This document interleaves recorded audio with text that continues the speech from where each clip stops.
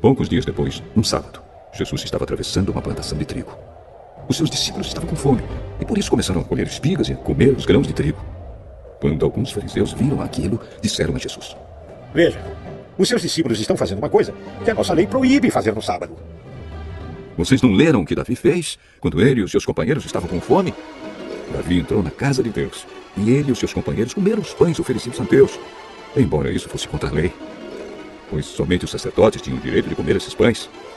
Ou vocês não leram na lei de Moisés que nos sábados os sacerdotes quebram a lei no templo e não são culpados?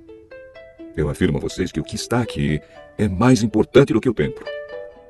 Se vocês soubessem o que as Escrituras Sagradas querem dizer quando afirmam: eu quero que as pessoas sejam bondosas e não que me ofereçam sacrifícios de animais, vocês não condenariam os que não têm culpa, pois o Filho do Homem tem autoridade sobre o sábado.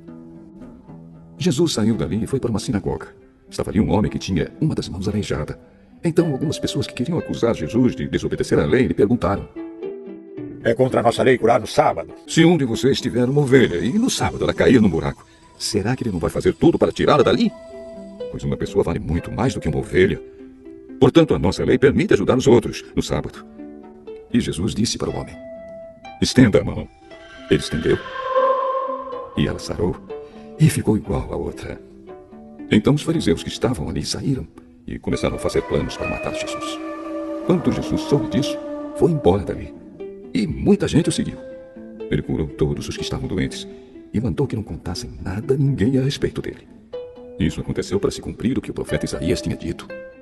Disse Deus: aqui está o meu servo que escolhi, aquele que amo e que dá muita alegria ao meu coração. Eu porei nele o meu espírito e ele anunciará o meu julgamento a todos os povos. Não discutirá, nem gritará, nem fará discursos nas ruas. Não esmagará o galho que está quebrado, nem apagará a luz que já está fraca. Ele agirá assim até que a causa da justiça seja vitoriosa. E todos os povos vão pôr nele a sua esperança. Então levaram a Jesus um homem que era cego e mudo, porque estava dominado por um demônio. Jesus curou o homem. E ele começou a ver e a falar. A multidão ficou admirada e perguntava: Será que este homem é o filho de Davi? alguns fariseus ouviram isso e responderam: É Beelzebul, o chefe dos demônios, quem dá poder a este homem para expulsar demônios.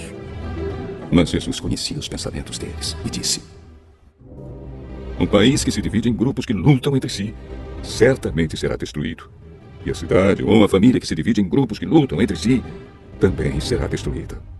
Assim, se no reino de Satanás um grupo está combatendo contra o outro, isso quer dizer que esse reino já está dividido e logo vai desaparecer. Vocês dizem que eu expulso demônios porque Beelzebul me dá poder para fazer isso.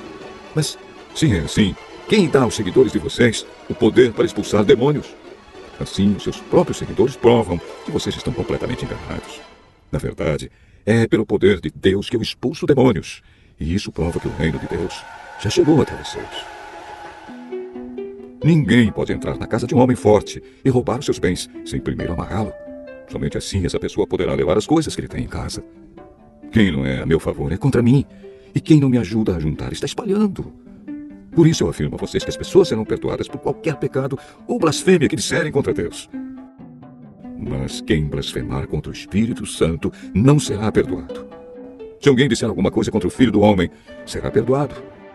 Mas quem falar contra o Espírito Santo não será perdoado, nem agora nem no futuro.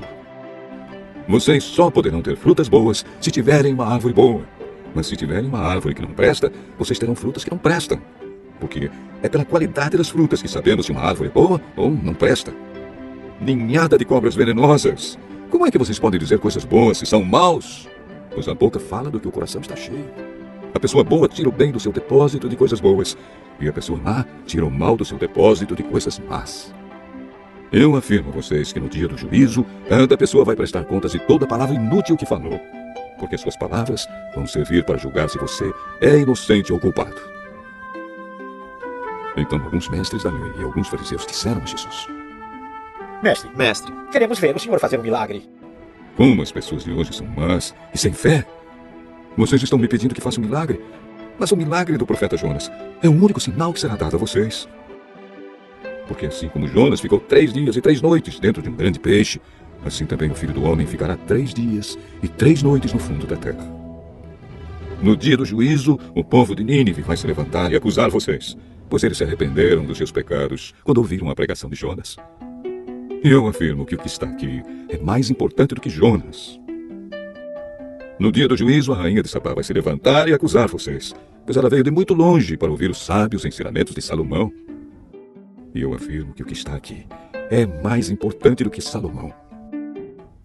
Quando um espírito mau sai de alguém, anda por lugares sem água, procurando onde descansar, mas não encontra. Então diz: vou voltar para minha casa, de onde saí. Aí volta e encontra a casa vazia, limpa e arrumada. Depois sai, vai buscar outros 7 espíritos piores ainda, e todos ficam morando ali. Assim a situação daquela pessoa fica pior do que antes. E isso também acontecerá com esta gente má de hoje.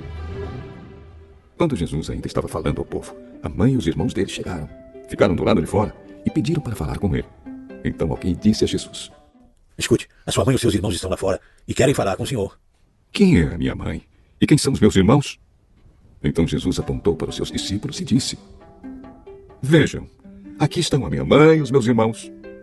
Pois quem faz a vontade do meu Pai está no céu, é meu irmão, minha irmã e minha mãe.